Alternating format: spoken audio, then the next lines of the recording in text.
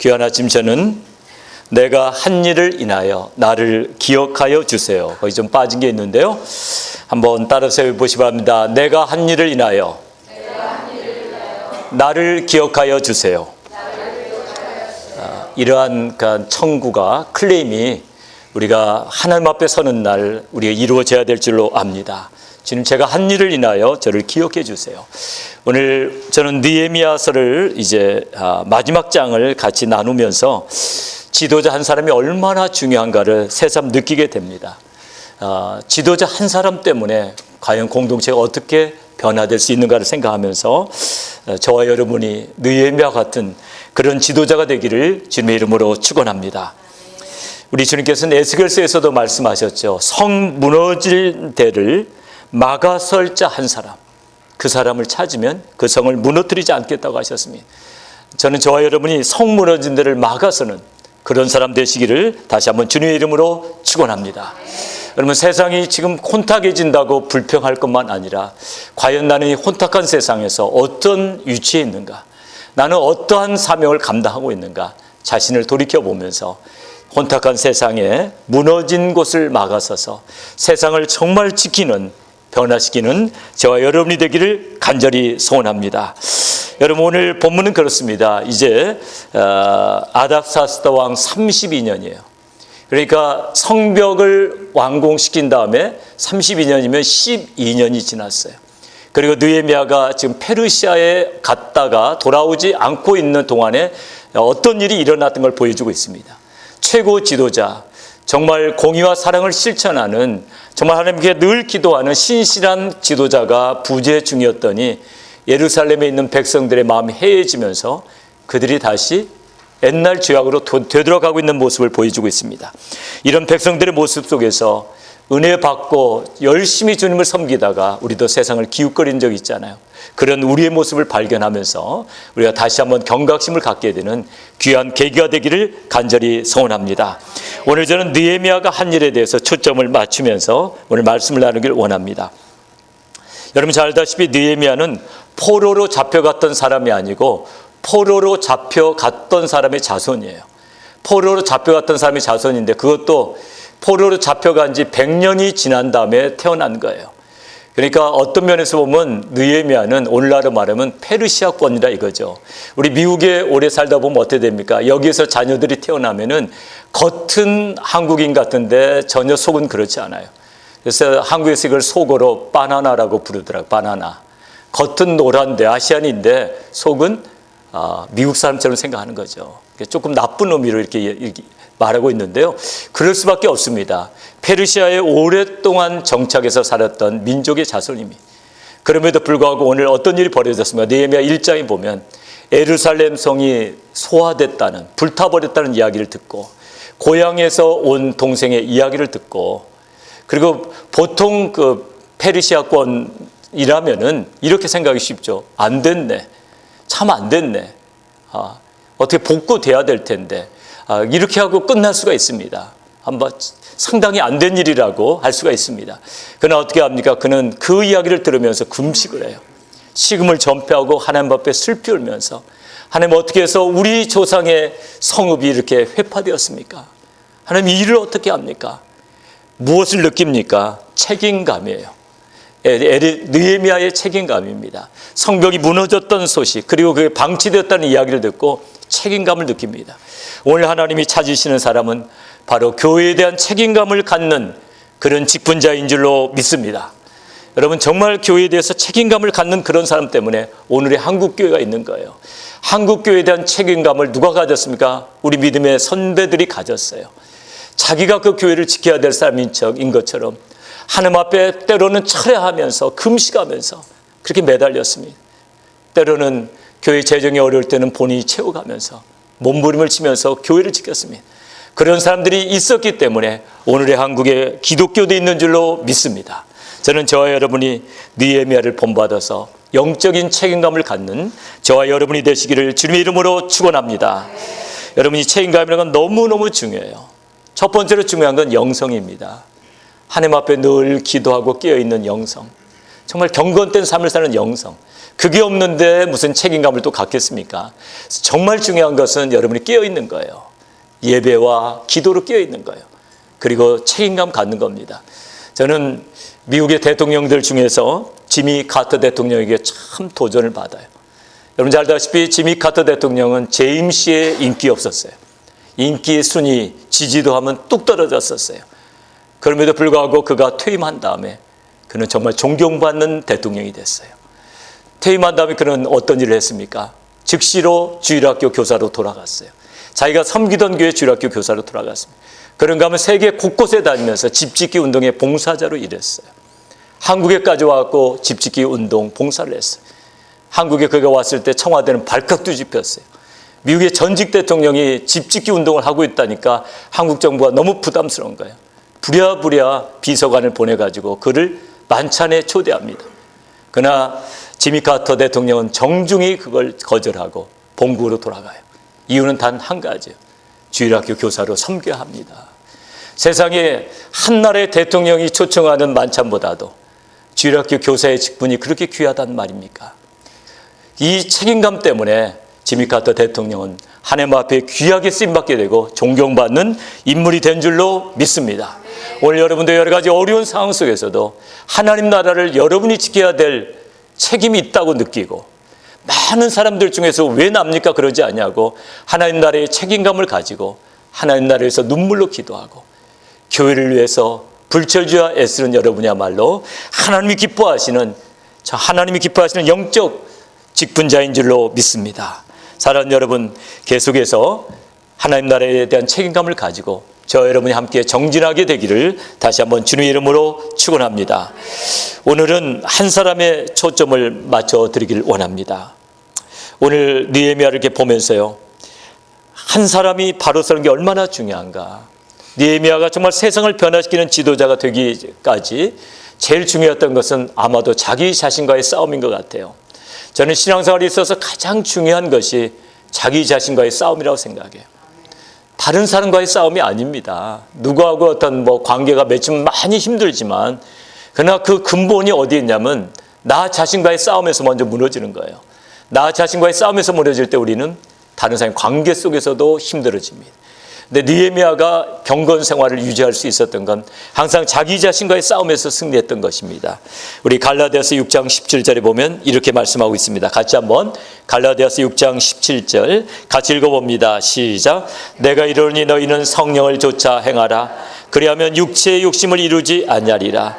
육체의 소욕은 성령을 거스리고 성령의 소욕은 육체를 거스리나니 이 둘이 서로 대적하므로 너희의 원하는 것을 하지 못하게 하려 함이니라. 우리는 매일매일 나 자신과의 싸움이 있습니다. 어떤 싸움일까요? 성령의 감동 감화하시는 성령을 따라 살려는 그런 욕구와 또 사탄이 주는 그 유혹, 그 사이에서 우리는 싸우는 거예요. 육체의 소욕과 싸우는 겁니다. 근데 여러분, 사탄에 대해서 분명히 알아야 될 것은 사탄은 굉장히 어글리한 모습으로 우리를 유혹하지 않아요. 아주 달콤하게 찾아옵니다. 사탄이 우리를 힘들게 하는 것은 바로 그겁니다. 달콤한 유혹을 하는 거죠. 어떻게 유혹을 할까요? 여러분, 재미있는 드라마라든가 이런 거 가지고도 얼마든지 유혹해요. 인터넷 시대에 우리는 사탄이 갖다 주는 달콤한 유혹에 빠져서 그만 경건을 잃어버리게 됩니다. 제가 참 존경하는 동역자 한 분이 있습니다. 이분은 물리학 박사입니다.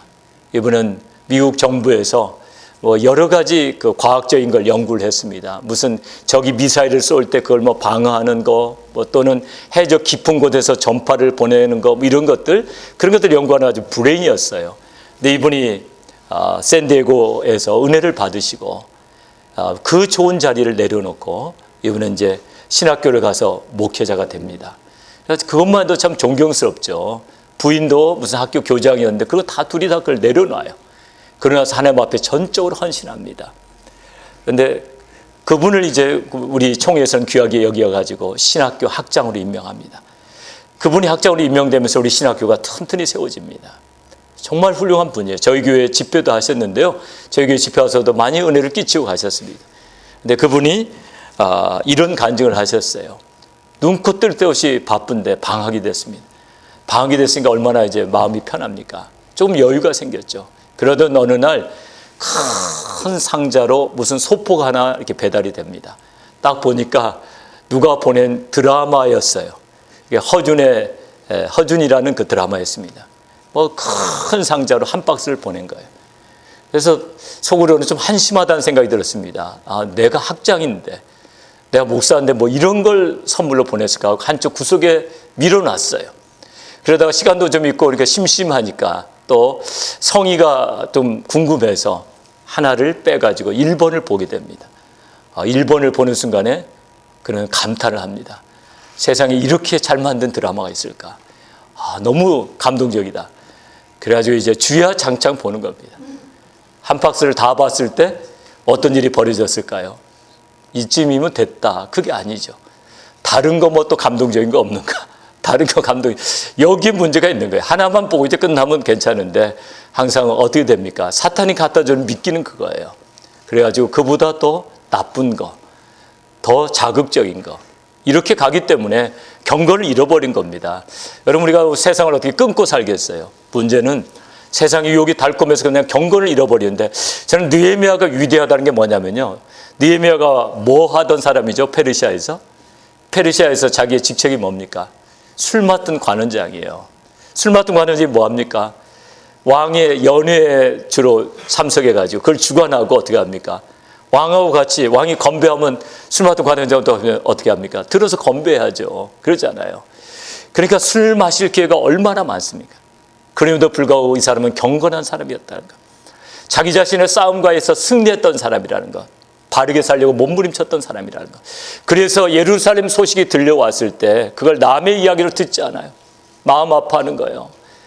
그러니까 이 사람은 완전히 속도 유대인이고 겉은 좀 페르시아권으로 보였을지 모르지만 완전한 유대인이었어요. 경건한 유대인이었습니다. 이제 이 사람에 의해서 드디어 개혁이 시작되는 겁니다. 또 느헤미야가 위대했던 것은 권력자였지만은 겸손했다는 것. 그리고 그는 부귀를 탐하는 사람이 아니었다는 것.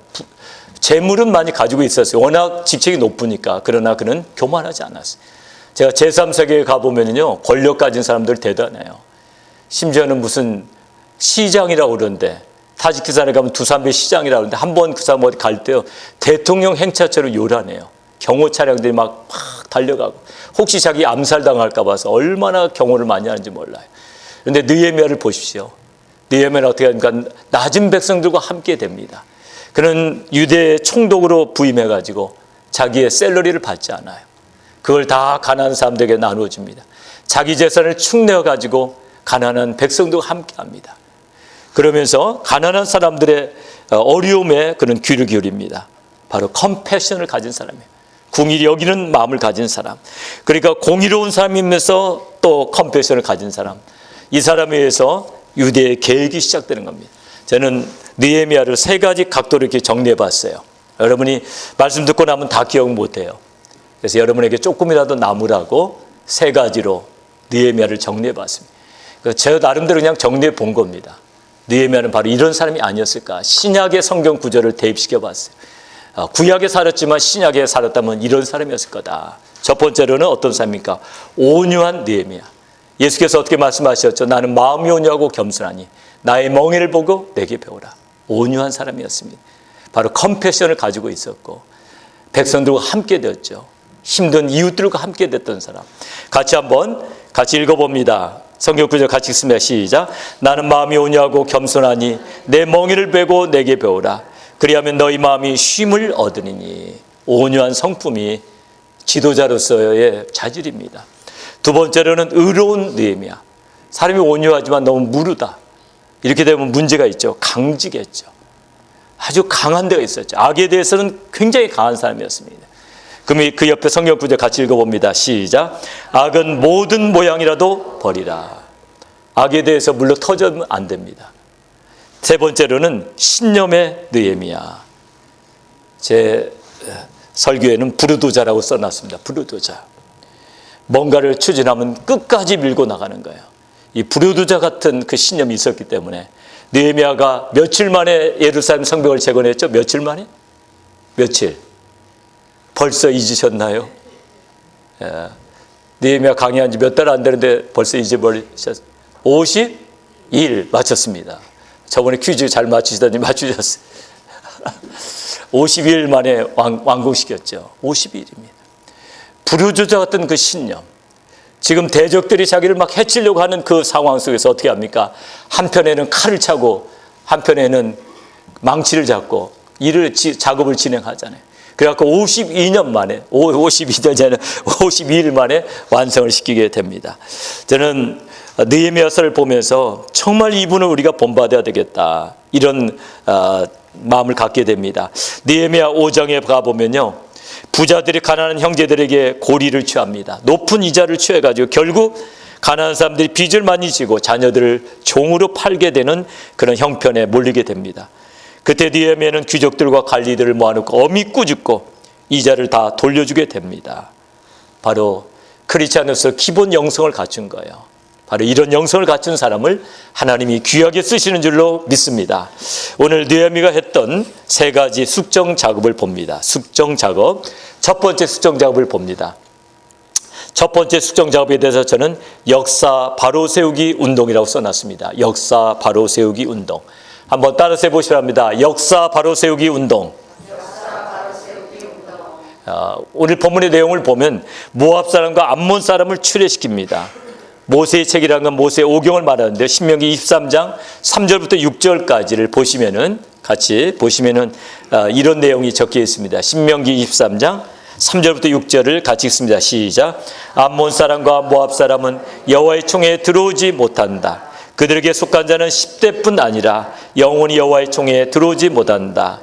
그들은 너희가 애굽에서 나올 때 떡과 물로 너희를 길에서 영접하지 아니하고 메소포타미아의 부돌 사람 부올의 아들 발람에게 뇌물을 주어 너희를 저주케 하려 했기 때문이다. 너희 평생에 그들의 평안과 형통을 영영히 구하지 말지어다. 느헤미야가 역사 바르게 세우기 운동을 하는데요, 여기서 암몬 사람과 모압 사람은 누굽니까? 암몬 사람과 모압 사람은 어떤 사람이죠? 어떻게 해서 암몬과 모압 족속이 형성됐죠? 어떤 사건이 있었죠? 아브라함 시절에 어떤 사건이 있었습니까? 아브라함의 누구? 아브라함과 같이 이민생활을 했던 사람. 조카? 롯이. 소돔과 고모라가 멸망당할 때 롯의 가족만 구출을 받았는데 어떻게 됩니까? 나중에 소활성으로 피했는데 어떻게 됩니까? 거기에 종족을 퍼뜨릴 수가 없잖아요. 큰딸이 아버지에게 술을 먹이고 아버지와 동침하고, 그 다음 날은 작은 딸이 또 아버지와 동침하고, 그렇게 해가지고 생겨난 족속이 암몬과 모압입니다. 그러니까 이들은 이 사건은 어떤 사이입니까? 사촌지간이에요. 그렇기 때문에 이스라엘 백성들을 가장 선대해야 될 사람들이 누굽니까? 암몬과 모압이었어요. 그런데 오히려 저주했다 이거죠. 하나님 여기에 진노하셔서 절대로 여호와의 총회에 들이지 마라. 역사를 바로 세우라는 겁니다. 그런데 왜 그들을 너희 총회에다 들였냐 이거죠. 왜 유대인으로 개종시켰냐 이거죠. 그러면서 그걸 엄히 꾸짖게 된 것입니다. 다른 민족들은 하나님이 받아들이라고 합니다. 3, 4대 후에는 여호와의 총회에 들여드라. 그러나 암몬과 모압은 영원히 들이지 말라고 했습니다. 이야기를 듣고 3절에 어떻게 됐습니까? 오늘 본문 3절에 보면 3절에 이렇게 나옵니다. 백성이 이 율법을 듣고 곧 섞인 무리를 이스라엘 가운데서 몰수히 분리케 하였느니라. 우리 대한민국은 해방이 되면서 문제가 생겼습니다. 미군이 군정을 하면서 우리나라를 통치하면서 손쉽게 지도자들을 이제 선발했는데요. 손쉬운 지도자가 누굴까요? 일제시대에 관리했던 사람들이에요. 일제시대에 관리했던 사람들이 유능하잖아요. 그래서 능력이 있잖아요. 그러니까 무차별적으로 그 사람들 다 쓰게 된 겁니다. 이건 큰 실수였어요. 미 군정청이 했던 가장 큰 실수는 일제 잔재를 청산하지 않은 겁니다. 중국은 어떻게 했습니까? 중국은 해방되자마자 어떻게 했습니까? 친일파들을 전부 다 숙정했습니다. 그리고 그 당대에는 절대로 관리가 못되게 했습니다. 우리나라는 그렇게 하지 못하기 때문에 만주 군관학교 출신이 국무총리가 되고, 일본 육사 출신의 장교가 대통령이 되고, 이런 일들이 비일비재하게 나타난 겁니다. 그래서 우리나라가 민주주의를 세우는데 너무나 고통스러운 시간을 보냈어요. 역사 바로 세우는데 너무너무 힘들었다는 거죠. 그래서 역사는 바로 세울 때 바로 세워야지 나라가 바로 세우게 될 줄로 믿습니다. 특별히 이스라엘은 이런 족속들이 섞여 있으면 나라가 바로 세워지지 않아요. 거룩한 나라가 되지 못한단 말이죠. 그래서 우리 하나님께서는 그걸 먼저 바로 세우라고 하셨습니다. 두 번째 숙정 작업은 성전 청소입니다. 두 번째 숙정 작업을 보면 성전 청소입니다. 도비아가 사적으로 사용하는 성전방을 회복시키라고 그랬습니다. 도비아가 사적으로 사용하는 성전방이 뭡니까? 거룩한 방이죠. 거기다가 거룩한 물건들을 두는 거룩한 방입니다. 같이 한번 그 용도를 볼까요? 성전의 창고방은 어떤 용도인지 봅니다. 거기 보시면은 소재물과 유향과 기명과 또 내 사람들과 노래하는 자들과 문지기들에게 11조를 주는 곡물과 새 포도주와 기름과 또 제사장들에 주는 거짓물을 두는 것입니다. 그리고 도비아는 어떤 사람들입니까? 도비아는 어떤 사람이죠? 이스라엘 백성들이 예루살렘 성벽을 쌓을 때 그걸 방해하던 사람이죠. 그들을 쳐가지고 성벽 쌓기를 회방하려고 했던 사람이죠. 대적했던 사람이에요. 그럼에도 불구하고 어떻게 되면 세월이 흘렀더니 또 어떻게 합니까? 제사장 엘리압이 그를 받아들여가지고 성전 창고방에다가 그의 사적인 물건을 드리게 했던 겁니다. 이걸 보고 느헤미야가 의분을 터뜨린 거죠. 진노하면서 그것을 바로 잡았습니다. 오늘 우리가 한번 생각해 봐야 될 것은 거룩해야 될 제사장의 타락. 이것은 사회 전체를 더럽히고 마는 것입니다. 오늘날 가장 큰 문제가 되는 사람이 누굴까요? 목회자죠. 목회자의 타락은 기독교를 타락시키는 겁니다. 저는 요즘에 일어나는 운동에 대해서 정말 경악을 금치 못하겠습니다. 그것 중에 하나가 이단 종파와 강단 교류하는 겁니다. 4대 종교 지도자 성지 순례를 연례 행사로 지금 한국에서 개최하고 있습니다. 4대 종교 지도자가 누굽니까? 4대 종교라면 기독교, 천주교, 불교, 원불교입니다. 4대 종교 지도자가 함께 성지 순례를 한다는 겁니다. 성지 순례하는 목적이 무엇입니까? 예수만이 길이요 진리요 생명이 아니고 불교에도 깨달음이라는 게 있다. 기독교에는 구원이 있고 불교에는 깨달음이 있는데 같은 맥락이다. 그렇기 때문에 우리는 종교 간에 화합하자. 그러면서 어떻게 합니까? 우리의 구원에 물타기를 하는 거예요. 구원을 희석시켜가지고 결국 예수 그리스도만을 통한 구원을 어떻게 합니까? 무효화시키려는 사단의 전략인 겁니다. 오늘 우리는 이런 것들을 조심해야 됩니다. 소수의 목회자가 참여했다고 그게 문제될 게 없다고 하면 안 됩니다. 성경은 말씀하고 있습니다. 포도원을 허는 작은 여우를 잡으라. 한번 따라서 해보시기 바랍니다. 포도원을 허는 작은 여우를 잡으라. 경건생활도 마찬가지예요. 작은 여우, 작은 유혹이 우리를 넘어뜨려요. 처음에는 아무것도 아닌 것부터 시작됩니다. 그거 가지고 무너지는 거예요. 그래서 성경도 말씀하시기를 적은 누룩이 온 동에 퍼지느니라. 처음에 우리 동성결혼 합법화도 보세요. 미미했어요. 아주 미미했습니다. 처음에는 명함도 내밀지 못했어요. 어디 동성결혼 명함을 내밉니까? 어떻게 됐습니까? 그게 점점 세력을 규합하더니 결국 어떻게 됐습니까? 합법화를 시켜버리고 말잖아요. 포도원을 허는 작은 여우를 잡으라. 여러분 단호하셔야 됩니다. 여러분 거룩해야 될 것은 거룩해야 됩니다. 거룩에는 타협이 없다. 오늘 여러분이 꼭 기억하셔야 될 것은 거룩에는 타협이 없다. 어떻게 해야 됩니까? 느헤미야가 어떻게 했습니까? 진노하면서 어떻게 했습니까? 도비아의 생활을 전부 다 어떻게 했습니까? 바깥으로 집어 던졌습니다. 그런 물건들은 그냥 집어 던져야 돼. 곱게 날라줄 것도 아닙니다. 그것도 부족하죠. 그래서 저도 참 끔찍하게 생각하는 게 어떻게 성전의 거룩한 방에다 이스라엘을 대적했던 사람의 물건을 들여놓을 수가 있는가. 근데 이게 사실이었기 때문에 기록된 거 아닙니까? 이런 정말 예기치 못한 일들이 우리 기독교에서도 얼마든지 일어날 수 있다는 거. 사탄의 마지막 전략은 어떻게 전개될지 모른다는 사실을 기억하시면서 함께 공의를 바로 세워가는 우리 모두가 되기를 주님의 이름으로 축원합니다. 세 번째 숙정 작업은 온전한 11조 그리고 재정 투명입니다. 온전한 11조와 재정 투명. 10절부터 14절까지 보면 레위인들과 제사장들에게 11조를 다시 공급해 준다는 내용이 나옵니다. 내 사람들과 노래하는 사람들 쓸 것이 중단되었습니다. 내 사람들에게 쓸 것이 중단되면 어떻게 됩니까? 예루살렘에서 그 당시 무슨 잡을 구할 수 있겠습니까? 각자 흩어져야 되지 않습니까?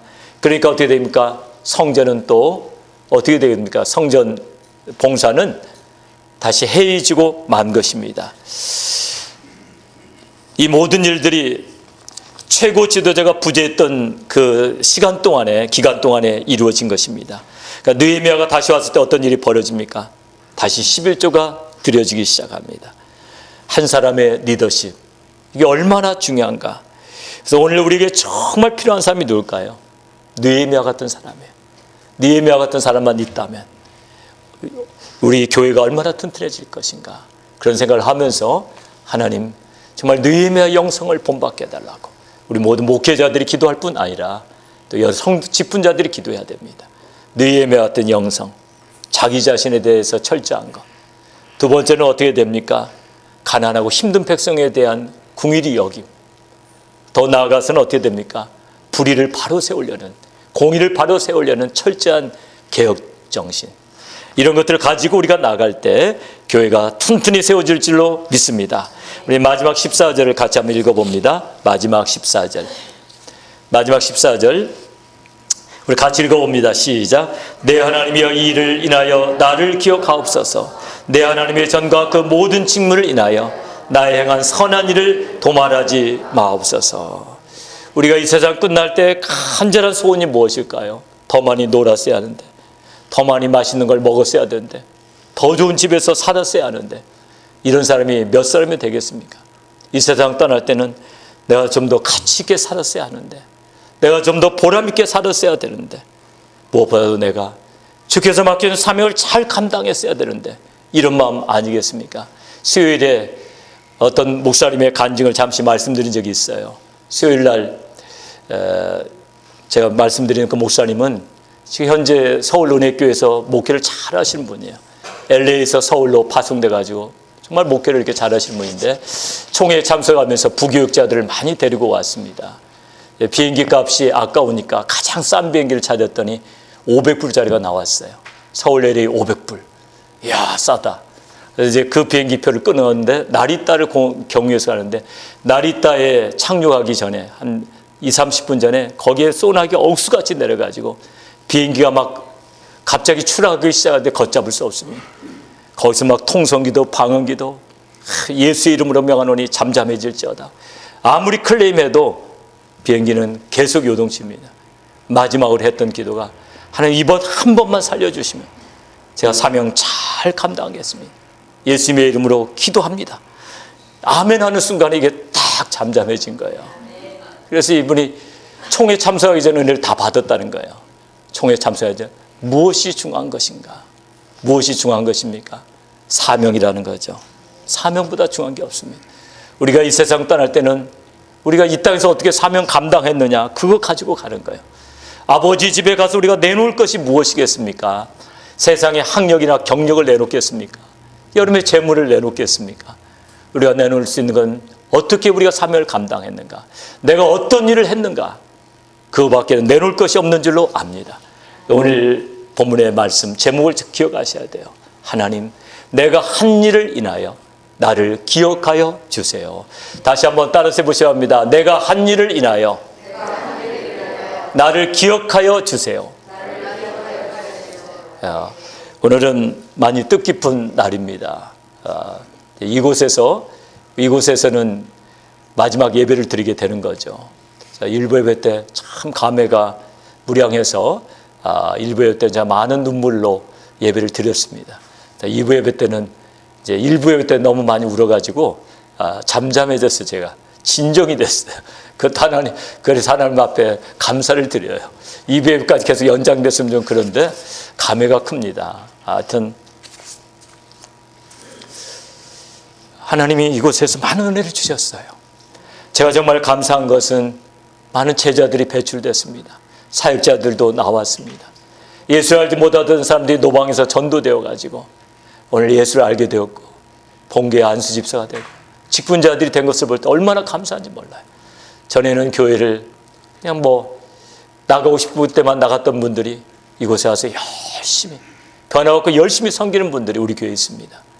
그것을 인해서 하나님 앞에 전심으로 감사를 하는데, 우리는 지난 날들에 연연하지 말고 이제 오늘 하나님께서 도약하라고 우리에게 다시 한번 기회를 주시는 거예요. 안주하지 말라고. 왜냐하면 이곳에 있는 게 너무 편하니까 우리가 안주하잖아요. 안주하지 말라고. 조금은 불편할지 모르지만 새로 바뀐 예배 처소에서 우리가 다시 한번 열심을 내서 나갈 때 하나님은 우리가 알지 못하는 것들을 예비하시고 큰 축복을 우리에게 부어주실 것을 믿습니다. 우리가 힘써야 될 것은 개인의 경건생활이고 두 번째는 사명이에요. 오늘 두 가지만 붙들고 기도했으면 좋겠어요. 경건생활이 흐트러지면 신앙 자체가 흐트러져요. 가장 중요한 건 나 자신과의 싸움이에요.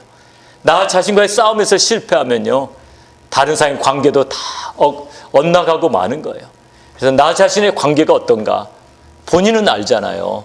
나 자신과 하나님과 관계, 그리고 하나님이 주신 사명을 내가 어떤 마음으로 지금 감당하고 있는가, 이걸 기억하시면서 혹시 정말 내 경건생활이 흐트러졌습니까? 오늘 성찬식을 할 텐데 보혈로 나를 깨끗게 하시고 새롭게 하시고 성령의 능력으로 붙잡아 주셔서 작은 예수 되어 예수 그리스도의 사랑과 예수 그리스도의 사랑 복음을 전하는 우리 모두가 되게 해달라고 이 시간에 우리 하나님 앞에 한번 간절히 같이 통성으로 기도하길 원합니다.